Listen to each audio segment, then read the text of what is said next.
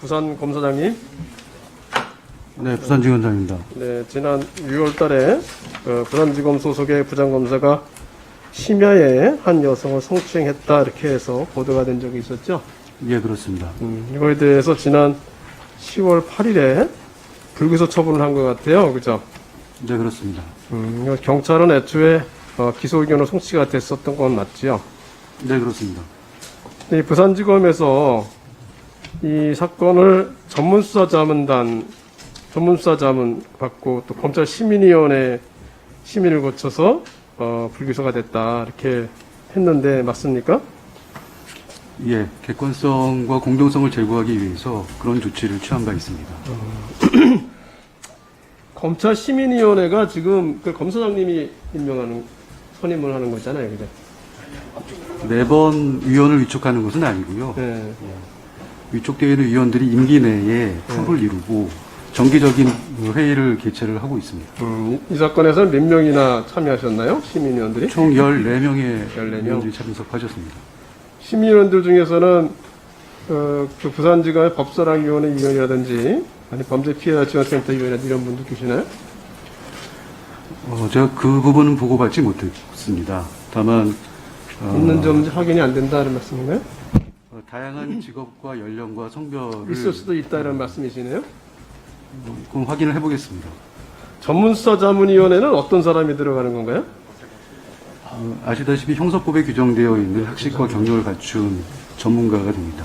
그 법대 교수나 뭐 이런 심리상담사 이런 분들이 있는데 이분들도 부산 지역에서 활동하시는 분들이겠네, 그죠? 그렇습니다. 대학 교수 두 분하고 부산 지역에서 형사법 전공하시고 그런 분들이겠네. 예, 그렇습니다. 그리고 심리상담 전문가 한 분을 위촉을 했습니다. 검찰 시민위원회가 이제 심사를 할 때 운영지침 10호를 보면은 검사가 작성한 사건 설명서를 기초로 해가지고 심의하도록 돼 있어요, 그죠? 예, 매뉴얼이 그렇게 되어 있습니다. 이게 전체적으로 이렇게 위원들 선정에도 우리 검사장님께서 관여할 가능성이 충분히 있다 이렇게 보여지고 실질적으로 부산지검과 관련이 있는 분들도 포함될 수 있다 이런 의심도 생길 수 있고 또 기본적인 자료도 검사가 작성해서 하는 거니까 외부에서 볼 때 신뢰할 수 있을까 이런 생각이 좀 들거든요. 네. 검사님 의견 어떠세요? 그 시민위원 위촉하는 과정을 잠깐 말씀을 드리자면 유관기관의 추천을 받고요. 또 공개 모집을 합니다. 그렇게 해서 다양한 네, 제가 말씀드린 것처럼 부산지검과 관련이 있는 사람들이 거의 참여했을 가능성이 충분히 있고 네. 또 뭐 지침상으로 보면은 심의 전에는 이 사건 설명을 안 한다고 하지만 그 돼 있긴 하지만 이 사건이 워낙 유명해서 보도가 다 됐기 때문에 뭐 심의했던 사람이 이 사건이 어떤 사건인가 다 알 수 있는 사건이었고 그렇기 때문에 검찰 자체 내에서 이것을 그렇게 한 것에 대해서는 좀 신빙성을 이렇게 신뢰하기 상당히 쉽지 않다 이런 생각이 드는데요. 그럴 수도 있다는 건 인정하시죠? 예, 뭐 저희로서는 나름 최대한 공정성과 객관성을 유지하려고 했습니다만 그런 우려가 있는 것도 사실입니다. 저는 개인적으로는 확 마음에 들지는 않아요. 저도 동영상 여러 번 봤거든요.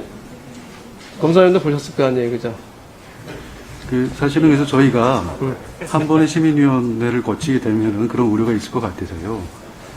고검에도 시민위원회가 있습니다. 네. 그래서 지검 시민위원분들께 고검 시민위원회 재차 회부할지 여부를 또 심의 안건으로 올린 바가 있습니다. 근데 이 이유 자체도 제가 참 납득이 잘 안 가는 게 고의성이 없었다 이렇게 강조했는데 그 지나가는 여성을 갑자기 붙잡은 것도 이제 강요청이 되는 경우가 사건이 꽤 있었고 고의성이 없다는 자체가 사전에 계획성이 없었다 이런 취지로 얘기하는 것 같아요. 근데 상당한 사전 계획 없이 뭐 불쌍한 데가 없었다 이렇게 되어 있는데 네. 많은 사건의 강제추행 사건은 사전 계획이 별로 없이 되는 경우가 굉장히 많아요, 그죠? 강제추행을 하는데 처음부터 뭐 따라가서 하면서 있긴 하지만 그런 경우 많지 않거든요. 이유 자체가 좀 이상한 것 같아요. 그 개별 사안마다 그 피해자와 피의자의 관계라든가 또 범행이 이르게 된 동기라든가 그 이후 행위 사항에 따라서 판단을 신중하게 해야 된다고 생각합니다. 저는 이런 사건 때문에 공수처가 필요하다 이런 생각을 하거든요. 검사가 검사를 처분한 거에 대해서 신빙성을 갖기는 굉장히 어려울 것 같아요. 저희가 부득이 현행 시스템상에서 검사가 처분할 수밖에 없어서 사건을 처분했습니다만 제주기 감싸기란 말이 나오지 않도록 하기 위해서 최선을 다했다는 점을 말씀드리고 싶습니다. 이제 수사시민위원회도 그렇고, 그 다음에 검찰시민위원회도 그렇고, 이게 법적인 근거가 좀 필요할 것 같다.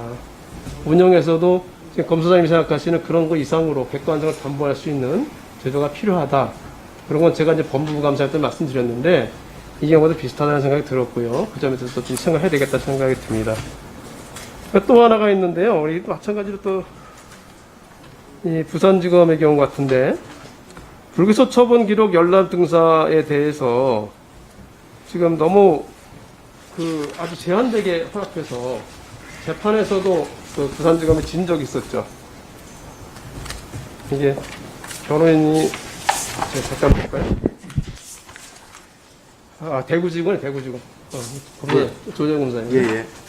대구지검에서 이 변호사가 이제 성공 보수를 받지 못해가지고 고소한 사건에 대해서 수사 기록을 불기소가 되고 난 다음에 수사 기록 열람 등서를 요청했는데 거부가 됐다가 대구지방법원에서 공개하라 이렇게 나왔었잖아요.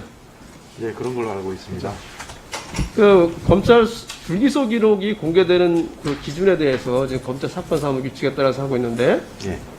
검찰 사건 사무 규칙인가요? 어디 보죠? 그게 검찰 보존 사무 규칙에 따라서 하고 있는데, 이게 법적으로 보면 공공기관의 정보 공개가 하는 법률에 따라서 하도록 돼 있어요, 그죠? 예. 따로 거기에 다른 법은 없어요, 그죠? 거기에 따라서 하는데, 예.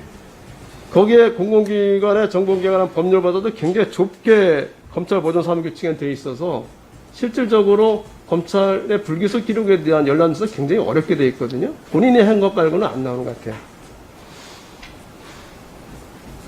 이게 지금 서울지검의 경우에는 자기가 촬영된 CCTV를 좀 보자고 한 것도 안 돼가지고 그것도 마찬가지로 서울중앙지검법원에서 해소해서 공개한 그런 경우도 있거든요. 검찰의 수사 기록이 그러니까 1년 종결된 경우에 일단은 그것은 재판 중인 사건에 관한 것도 아니고 수사 중인 사건에 관한 것도 아니고 뭐 그 자체로서 공개된다고 그래가지고 뭐가 따로 게 나오는 것도 아니고 그런 것이 굉장히 많은데 지나치게 제한하고 있는 거 아닌가 생각하지 않나요? 선생님 어떻게 생각하세요? 네, 의원님 지적이 굉장히 좀 가슴에 와닿습니다.